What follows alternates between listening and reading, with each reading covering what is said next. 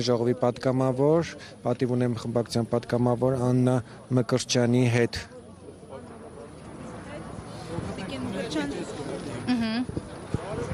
Տիկին Մկրտչյան մինչ հանրապետականը կազդարարի իր ընտրությունների մասնակցելու հնարավոր մասնակցության մասին կամ գուցե չմասնակցության, դուք ինչ ակնկալիքներ ունեք ընտրություններից հնարավոր կլինի իշխանափոխություն։ Եթե մենք հաշվի առնենք այն անհերքելի հանգամանքը, կապ չունի ով է ուզում դա նկատի եւ ով չի ուզում դա նկատել, այն փաստը, որ Նիկոլը մեր երկրում իշխանությունը շարունակում է զավթած պահել արդեն 8 տարի, սկզբից դա սուտն ու կեղծիքներ, այսօր բացարձակապես վախը եւ բանդիտիզմը, նիկոլական բանդայի գործելավոճը միայն դա է, կազմակերպած հանցավոր խմբի միջոցով իշխանություն պահել։ Նիկոլը ոչ 2018 թվականի արտահերթ ընտրությունների ժամանակ խորհրդարանական, ոչ 2021 թվականի արտահերթ խորհրդարանական ընտրությունների ժամանակ չի պահել ընտրական օրենսգրքի եւ սահմանադրական որևէ սկզբունք, ինքը չի ընտրվել ազատ, թափանցիկ, արդար, ընտրվել է սկզբից դագաղները պահելով հանրապետական կուսակցության, հետո ընտրվել է վախի մթնոլորտում քաղբանտարկյալներ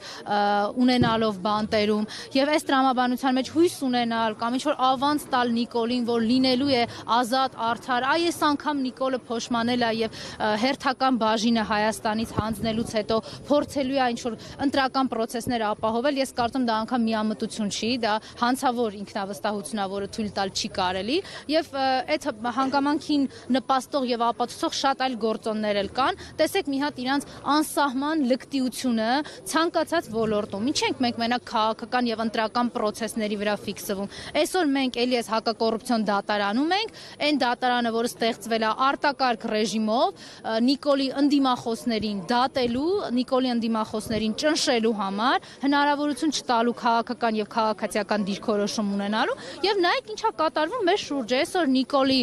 արդարացան նախարար աշխատողը, որը իր իրավագիտակցության ոչնչով չի տարբերվում ՔՊ-ական ուսապարկ Արփինե Դավոյանից, ինքը ուղղակի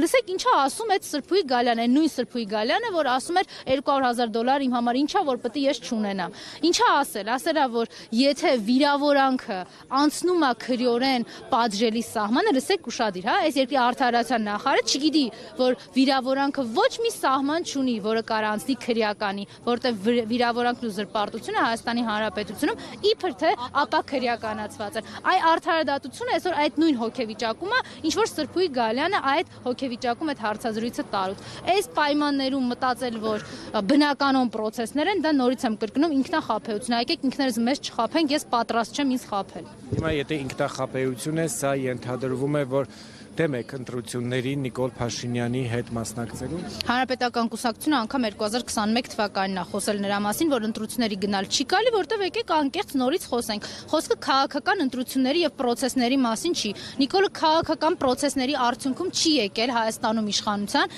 ինքը այդ իշխանությունը զավթել է եւ շարունակելու է պահել զավթած։ Չեմ հավատում, որ ինքը տալու է հրաժարական, վստահ եմ, որ ինքը այս պետությունը հանգիստ է թողնելու միայն